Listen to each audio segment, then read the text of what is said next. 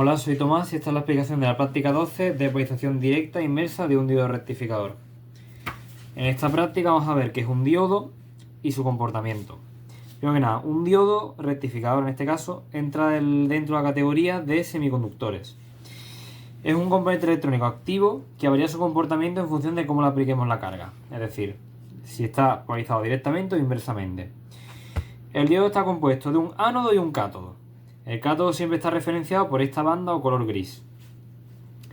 ¿Cómo funciona? Muy simple. El diodo rectificador puede estar polarizado de las dos maneras, como ya he dicho, directamente o inversamente. Directamente quiere decir que tenemos entre ánodo y cátodo una caída de tensión positiva, es decir, que en el ánodo hay más tensión que en el cátodo. Cuando está polarizado directamente, este se comporta como un cable, conduce la corriente, pero necesita tener mínimo o aproximadamente 0,7 voltios, que es su tensión umbral para empezar a conducir la corriente. Si lo vemos aquí en la curva, que ahora os la enseñaré con los resultados, cuando empezamos a llegar a 0,7 voltios, el diodo empieza a conducir un poco la corriente. Cuando ya llegamos a 0,7, empieza a conducir por completo como si pareciera un cable. Si nosotros lo polarizamos inversamente, es decir, le damos la vuelta, es decir, que en el cátodo tenemos más tensión que en el ánodo, este se opone por completo al paso de la corriente, se comporta como un circuito abierto o una resistencia infinita, como quieras decirle. Si vemos aquí, a nosotros aplicar una tensión inversa, automáticamente no pasa la corriente de ninguna manera. Que no es así del todo porque a determinada tensión llega un momento que empieza a conducir de manera inversa, es decir, conduce la corriente a la inversa. Pero no podemos pasarnos de tensión, es decir, hay una tensión que es la tensión de ruptura, que si superamos la tensión de ruptura el diodo se destruye por completo, se quema o explota, no sería raro.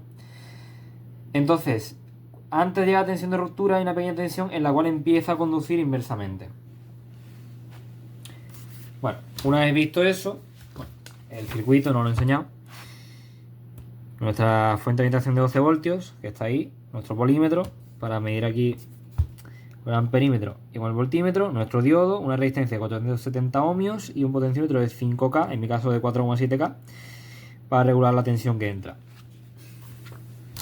Potenciómetro, diodo, resistencia y todo nuestro material. La fuente ya está regulada a 12 voltios y lo primero que vamos a hacer es comprobar la tensión que nos está entrando. Ahora mismo está el potenciómetro regulado al máximo posible para que no entre nada de tensión. Está entrando 0,2 voltios, pero lo asumimos como si fuera casi 0. Ahí está. 0 voltios. Aquí en la práctica, como podéis ver, esta tabla nos pide en polarización directa e inversa a diferentes tensiones analizar el voltaje del diodo, de la resistencia y la intensidad del diodo. Una vez regulado a 0 voltios, lo primero que vamos a hacer es medir el voltaje del diodo, que sabemos que va a ser de 0 voltios, porque en todo el circuito al haber 0 voltios no va a haber ni tensión ni en el diodo ni en la resistencia. Bueno, en el diodo, a ver, hay 0,01, pero la resistencia va a haber de 0 voltios realmente, no vamos a ver 0,01, porque al no llegar a la tensión umbral del diodo no pasa la corriente. Entonces no va a haber ni tensión ni corriente en la resistencia. Y en el diodo tampoco va a haber corriente, porque como hemos dicho, no va a pasar. Ahora, si nosotros regulamos a 4 voltios, por ejemplo, para no poner 2, para poner algo más alto,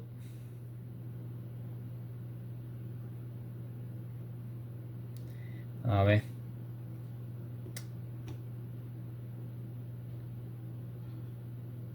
ay, 4 voltios, lo mismo es. Tenemos ahora mismo la entrada a 4 voltios. Si nosotros analizamos la caída de tensión del diodo, vemos que es de 0,69 voltios. Como ya hemos dicho, el diodo siempre va a tener en polarización directa una caída de tensión de 0,7 aproximadamente, un poco más o un poco menos.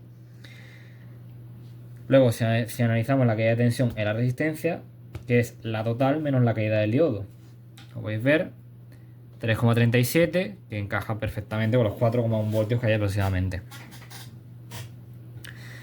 Y si nosotros ahora miramos la intensidad del diodo, cambiamos nuestro polímetro de intensidad y tenemos que abrir el circuito para ponerlo en serie, podéis ver, está circulando una corriente de 7,38 miliamperios.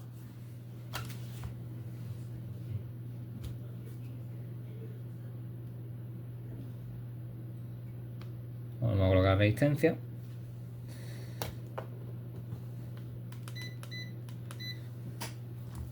Ahora, si miramos la tabla, porque tampoco voy a hacer todos los valores porque es siempre lo mismo, excepto la inversa.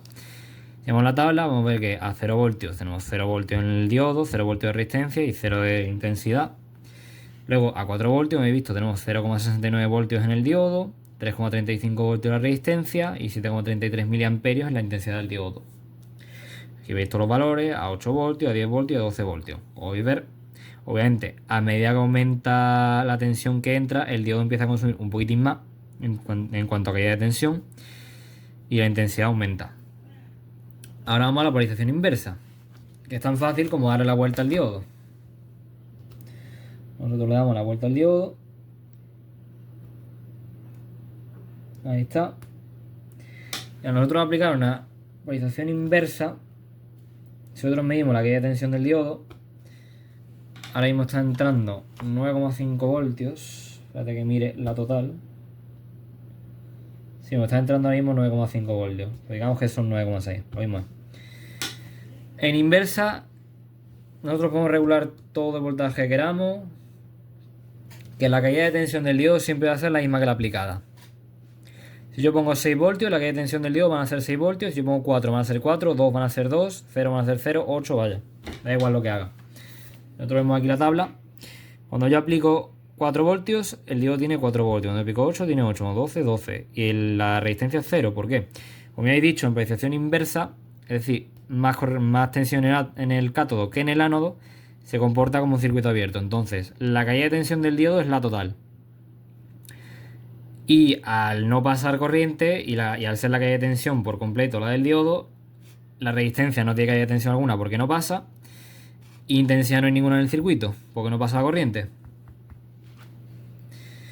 Y como hemos dicho antes, a 12 voltios no se ve, pero si llevamos a una tensión mucho mayor, empezaría a conducir corriente de manera inversa. Sin llegar a la tensión de ruptura porque se rompería el diodo. Y aquí, como he dicho antes, si veis, a medida que va aumentando el voltaje, va llegando a la tensión, por ejemplo, de 0 a 2. Estaría, bueno, de 2 voltios estaría por aquí. Pero esto empezaría antes de los 2 voltios, antes de llegar a 0,7. A 2 voltios no, perdón, 0,65. Cuando empiezo a llegar a la tensión umbral, antes de llegar empieza a conducir un poquitín, como podéis ver ahí en la curva. Y luego cuando ya estoy a la tensión umbral y empiezo a subir más y más, ya se comporta como un cable. En inversa no, en inversa se opone por completo. Ahora os lo voy a mostrar en circuito. Vale, aquí ya estaríamos en Circuit Wizard. Podéis ver aquí está nuestro circuito. Vamos a ponerlo a 0 voltios. Ahí está. A ver 0 voltios, en la resistencia hay 0 voltios, en el diodo va a haber 0 voltios, la intensidad que circula es nula, porque al fin y al cabo, como ya he dicho, al no superar la tensión umbral del diodo, que lo vamos a ver ahora, que va a ser 0, al no superar la tensión umbral no va a circular corriente. Ahí está. Si nosotros ahora aumentamos la tensión a, por ejemplo, 4 voltios, ahí está, 4 voltios justo, mirad.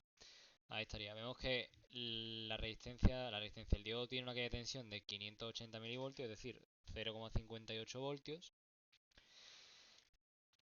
Y al ya superar la tensión umbral, ya sí habría corriente, conduciría corriente, 7,28 miliamperios. Si nosotros miramos ahora la caída de tensión y la resistencia, como hemos dicho, es la total menos la caída del diodo. Podéis ver 3,42, que es 4 voltios menos los 0,58 voltios que consume el diodo. Ahora, si nosotros, por ejemplo, cambiáramos ahora a inversa, sería dar la vuelta al diodo. Como podéis ver, por ejemplo, si nosotros lo aplicamos, está aplicando ahora mismo 11 voltios, por ejemplo, como podéis ver, no circula corriente y no hay voltaje tampoco de resistencia, pues como hemos dicho en inversa, se comporta como un circuito abierto.